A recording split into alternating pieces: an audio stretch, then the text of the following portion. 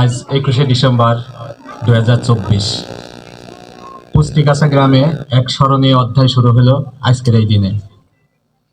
আর এই স্মরণীয় অধ্যায়ের যিনি রচয়িতা তিনি এই পুস্তিকাছা গ্রামের মান্যবর আব্দুল জলিল মিয়া, অবসরপ্রাপ্ত অতিরিক্ত সচিব। আমি প্রথমেই তাকে ধন্যবাদ জ্ঞাপন করছি। একই সাথে মঞ্চ উপবিষ্ট কথা সাহিত্যিক জনাব ফিরোজ আলম, অত্র এলাকার কৃতি সন্তান জনাব নুরুল ইসলাম খান, উপপরিচালক রাজশাহী শিক্ষা বোর্ড, মঞ্চ উপবিষ্ট পুস্তিকাছা গ্রামের যিনি খুব সুন্দরভাবে জলিল স্যারের সম্পর্কে সবাই সামনে উপস্থাপন করছেন জনাব নুরুল ইসলাম, তাকে আমি শ্রদ্ধা জ্ঞাপন করছি। একই সাথে শ্রদ্ধা জ্ঞাপন করছি আজকে মঞ্চের সামনে যারা বিভিন্ন স্কুলের প্রধান শিক্ষক এবং অন্যান্য শিক্ষকবৃন্দ, যাদের জ্ঞানের পরিধি আমাদের মাঝে ছড়িয়ে দিয়ে আমাদেরকে কোনো একটা স্তরে পৌঁছানোর যে প্রত্যয় ব্যক্ত করে চলেছেন, তাদেরকে অত্র গ্রামের সম্মানিত সুধী যারা আজকে এই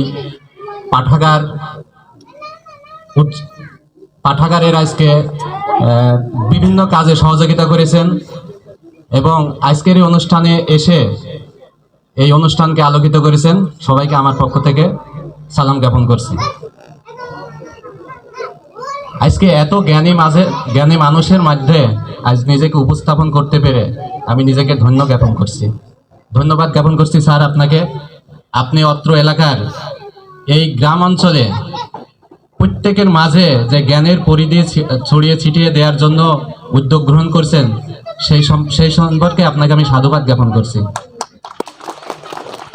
যারা সামনে উপবিষ্ট আছেন স্টুডেন্ট এবং গার্জিয়ান বৃন্দ, আপনারা আর বই কিনতে কোথাও যেতে হবে না, আপনাদেরকে মোবাইল ফোনে আর সারাক্ষণ বাটন টিপতে হবে না, কিংবা অ্যান্ড্রয়েড ফোন নিয়ে সারাদিন বা সারা রাত জাগতে হবে না। আপনারা আপনাদের ছাত্রদেরকে, আপনাদের সন্তানকে এই পাঠাগারে পাঠাবেন, কারণ মোবাইল ফোনে যাই দেখি না কেন সাময়িক মাথার ভিতরে থাকে, কিন্তু একটা বইয়ের পৃষ্ঠা পড়লে সেটার মাথা থেকে কখনো সরে না। তাই এই পাঠাগারে প্রয়াস এবং প্রচারের জন্য আপনারা আপনাদের সন্তানকে এবং আপনারাও নিজেরাও এসে এই জ্ঞান ভাণ্ডার থেকে জ্ঞান অন্বেষণ করবেন। আমি পরিশেষে এই অত্র এলাকার প্রত্যেক ঘরে ঘরে যেন আবারও আব্দুল জলিল মিয়ার মতো অসংখ্য জ্ঞানী গুণী লোক জন্ম নিতে পারে, সেই প্রত্যয় ব্যক্ত করে আমার সংক্ষিপ্ত আলোচনা শেষ করছে। আল্লাহ হাফেজ, আসসালামু আলাইকুম। প্রদান করা হচ্ছে ক্রেস্টের মাধ্যমে। আমি প্রথমে সভাপতি মহোদয়কে অনুরোধ করবো আজকে সম্মানিত অতিথি ভারপ্রাপ্ত কর্মকর্তা সলঙ্গা থানা মহোদয়কে ক্রেস্ট প্রদান করার জন্য।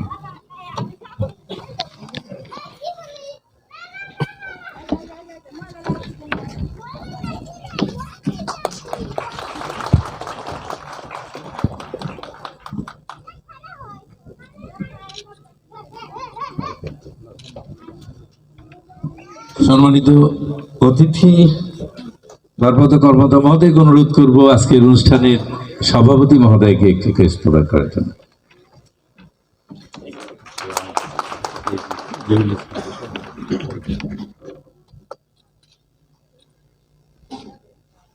ধন্যবাদ।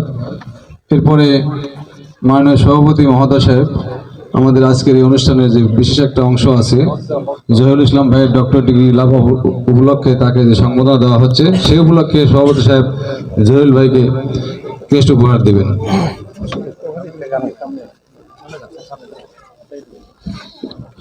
সুধী মন্ডলী আপনারা দেখছেন সভাপতি মন্ডলী সাহেব জহিরুল ভাইকে ক্রেস্ট উপহার দিয়ে ধন্যবাদ জানাচ্ছেন।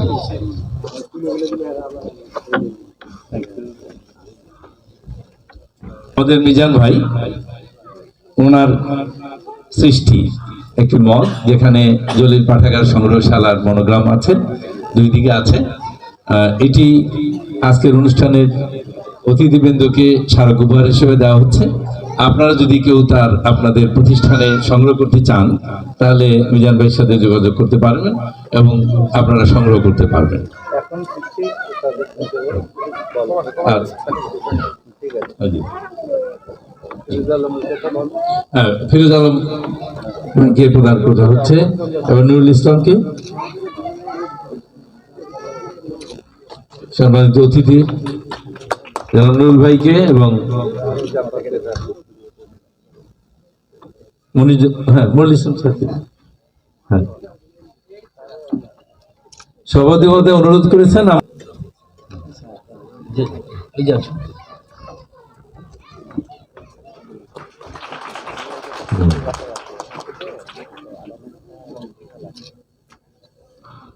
আমি জনাব আব্দুল মজিদ সাহেব, প্রধান শিক্ষক মোমেনা আলী, আব্দুল খালেক, প্রধান শিক্ষক ঘনাকুচুমনা স্কুলের প্রধান শিক্ষককে এখানে আসা অনুরোধ করছি, সবাইকে মঞ্চে আসা অনুরোধ করছি। সুধী মন্ডলী, আমাদের অনুষ্ঠান প্রায় শেষের দিকে, আপনারা আর অল্প সময় একটু ধৈর্য ধরে থাকেন। লতিফ ভাই গিফট দিচ্ছেন। আর আমার যারা আছে পরে প্রধান শিক্ষক কুস্তিগাছা সরকারি প্রাথমিক বিদ্যালয় আলাউদ্দিন বন্ধু আলাউদ্দিন, সামনে এসো। ঢাকা থেকে যে মেহমান আসছেন আসা অনুরোধ করছি। প্রিন্সিপাল আব্দুল ওয়াদুদ বাবলু, তাকে মঞ্চে আসা অনুরোধ করছি, সব অনুরোধ করছি। সাহেব আব্দুল জলিল মিয়া, অধ্যক্ষ সচিব জে মিজান ভাই, এই অনুষ্ঠানের এই যে আয়োজক, মানে এই যে সৌন্দর্য ক্যালিওগ্রাফি যাকে বলা আর কি, এই যে তৈরি করা, এই যে বিভিন্ন রকমের যে নাচ দেখলেন, সে নাচ কথা বলতে চাই যে এই জনপদের জন্য আজন্মই বলি যে মানে ঠিক এসএসসি পরীক্ষা কাল থেকে অদ্যাবধি আন্তরিকভাবে যা কিছু করার চেষ্টা করেছি এবং আপনাদের সহযোগিতায় প্রায়ই সম্ভব হয়েছে। অনেকগুলো পেরেছি, অনেকগুলো পারিনি। এই জন্য সামনে যে কদিন বেঁচে থাকবো সে কদিন এই জনপদের উন্নয়নের জন্য কাজ করে যাব, বিভিন্ন ধরনের সমস্যার সমাধানের চেষ্টা করে যাব। আমার জন্য দোয়া করবেন, আমার পরিবারের জন্য দোয়া করবেন। একটি কথা আমার না বললে নাই, অফিসিয়ালি বলা উচিত, শুধু সেটি আমার স্ত্রী রেহানা জলিল, যার সাপোর্ট না হলে আজকে এত কিছু করা সম্ভব না। ভদ্রমহিলা অনেক কষ্ট স্বীকার করেছেন, সময় দিতে পারিনি পরিবারকে। এই লাইব্রেরির জন্মই হতো না যদি তার সাপোর্ট না থাকতো। আমি বলতে যে ভুলে গেছি যে এক সময় যখন আমার বাসাটা ডাম্পিং স্টেশন হয়ে গেল, তার সময় আমার একটি মেয়ে অস্ট্রেলিয়াতে থাকে, সে আসার একটা সময় দিল, অত তারিখে জামাই এবং মেয়ে আসবে। আমাকে সে একটা আলটিমেটাম, করোনার একটু আগে আলটিমেটাম দিল যে এই অত তারিখে মেয়ে আসবে, তার আগে তোমার এই সব একটা জিনিস আমি দেখতে চাই না। এত অজস্র বই পুস্তক আর এই এমএলপি যত আছে, আমি বলি কী করা যায়। তো এই ভদ্রমহিলার থ্রেড যে এই আজকে জলিল পাঠাগার আর আজকের এই সংগ্রহশালার জন্ম দিয়েছে, তখন আমার মাথায় আসলো যে না, এগুলা গ্রামের বাড়িতে নিয়ে যাই। সেখানে একটি ঘর করেছি একটু ইউনিক স্টাইলের, এবং সেখানে আজকে পাঠাগারের জন্ম হয়েছে। তা আমরা সবাই বোধহয় তার জন্য একটা করতালি দিয়ে একটু সাধুবাদ জানাই। Thank you. আমরা আর কথা বাড়াবো না। আমাদের সবাইকে দুপুরের যে আয়োজন আমার ছোট ভাই বকুল করেছেন, উনি আপনাদের সবাইকে নিমন্ত্রণ করেছেন এবং সবাইকে দুপুরের লাঞ্চ খাবারের জন্য আমন্ত্রণ জানিয়ে আমার আজকের সবার এখানে সমাপ্তি ঘোষণা করছি। Thank you very much.